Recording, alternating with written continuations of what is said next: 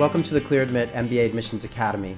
I'm Graham Richmond, and I'm with Alex Brown, and this lesson is about being an overrepresented majority in the applicant pool versus being an underrepresented minority, and how those two poles might influence your application strategy. So Alex, this is a complicated one, but it's really important, right? So what does it mean? Let's start with overrepresented majority. What do we mean by that? Well, let's take a step back quickly and just say, and MBA admissions folks and in the MBA class, you want sort of a diversity within your student body.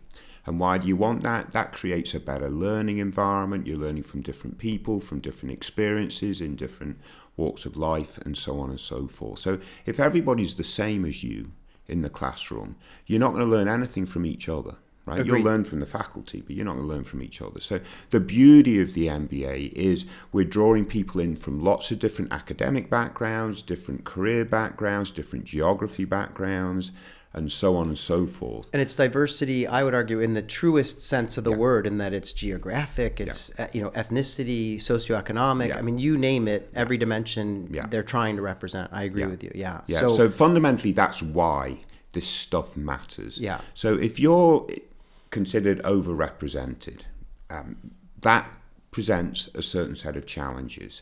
And I'll give the stereotypical overrepresented just to sort of give a bit of a case study. So that might be someone from India. Maybe they've got a software engineer. They've got a strong technical focus, and they've done very well at school. These are very smart people. There's no doubt about that. But if all your classmates look like that, again, they're not going to learn as much from each other, right? So that would be an example of an overrepresented majority. I know you also like to talk a little bit about the sort of, the consultant or the banker from New York, the white male, and so on and so forth. And I think, yes, they are potentially overrepresented also. But then the counterpoint to that is, well, those folks also went Ivy League. They've got the best jobs coming out. So there are obviously lots of things to like about them, but again, recognize there's lots of folks similar to you in the bucket or in the applicant pool. So it does become challenging. Yeah, I agree. I think that schools, as you say, they want this diversity, and so it's almost a supply and demand thing, right? There are many applicants applying from India. And so there's an oversupply, you could argue, because they can't fill the class exclusively with that demographic, right? So let's turn on the other side, though. What about underrepresented? What do we mean when we talk about an underrepresented minority? Yeah. So underrepresented minority might be, from an ethnicity standpoint, we're seeking out more folks from sort of multicultural backgrounds and so on and so forth. So that would clearly fit into that category. You can also make the argument maybe it can be gender-based, right? Mm-hmm. So certainly over the last 10 or 15 years, business schools have made great strides in increasing the representation of females in their programs. I remember when I was at Wharton, we celebrated when we hit 30%. Now schools are nearly at par. Some schools are at par, which is absolutely fantastic. So lots of progress is going on in that regard. So that would be more on the underrepresented side in that regard. But there's also another bucket that sort of fits here too, and that's your non-traditional candidate.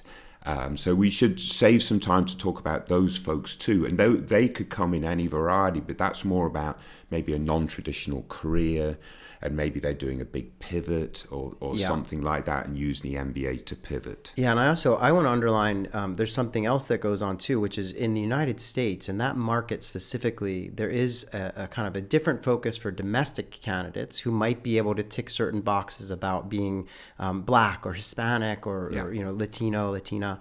So there's a desire to gather those candidates, but it doesn't necessarily apply to the international candidates. And also international MBA programs look at it differently too. So there's a little bit of nuance and complexity here. But at the end of the day, I think you make a great point about even just non-traditional candidates. Again, it's this supply and demand. It's like if you stand out in the pool, then you have a different admission strategy than you might have if you sort of already look a lot like other people that traditionally come to the program. So let's get into that though. So if I am overrepresented, What do I need to know about my admission strategy? Yeah. So 2 key broad areas. If you're in the overrepresented bucket, you need to stand out, right? So you need to create your application strategy to try to look a little bit different Right. to the rest of the folks from your same background or whatever it might be that's causing you to be overrepresented. So what is it that allows you to stand out? That's sort of number one.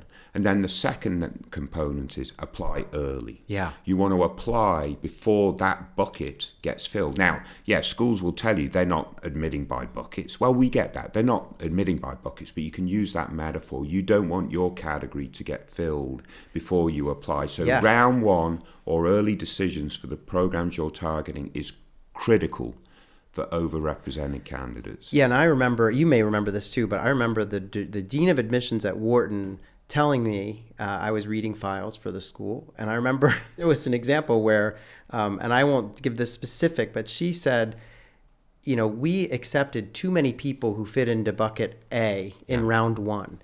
She's like, you're reading. In order to admit someone that's in that bucket in round two, they better walk on water, is what she said. So I agree with you. It's not like they're purposefully doing this, but sometimes, it turns out that, wow, we got a lot of people who, tick this box. We can't have so many of them in the next round. So applying early, absolutely great advice, and this sort of standing out. Yeah. And that might mean you're the software engineer who happens to, play guitar or do some other activity that may not be common, with your with your peers. Typical you picking music. I know. Graham, well, but yeah, there we go. I had to pick music. Okay, but what about on the underrepresented side? What are some admissions tips for that crowd? Yeah, the underrepresented side. So we look at it from the underrepresented minority piece first. There are lots of organizations and resources to avail yourself to sort of help you prepare for the application and sort of mentoring and so on and so forth. So it might be the Forte Foundation for women, as an example. But there are several organizations that can help in that regard.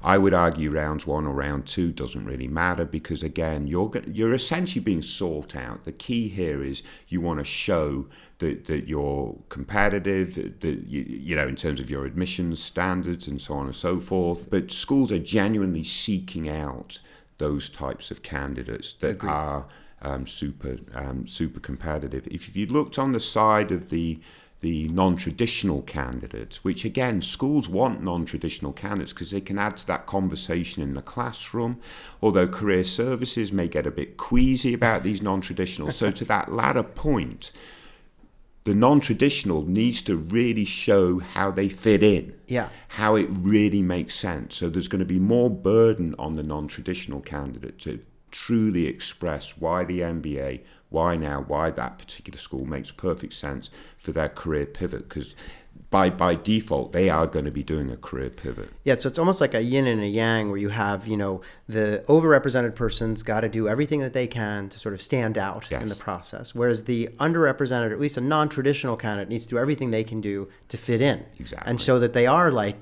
the rest, that they can, kind of get by in the program and do well and all that stuff. So, I think this is important. I mean, I feel like we've got, it's sort of a self-awareness that you need to have going into the process. And this isn't to say that everyone very clearly falls into one of these buckets or the other. There are some middle ground, zones. But I think it's important to know.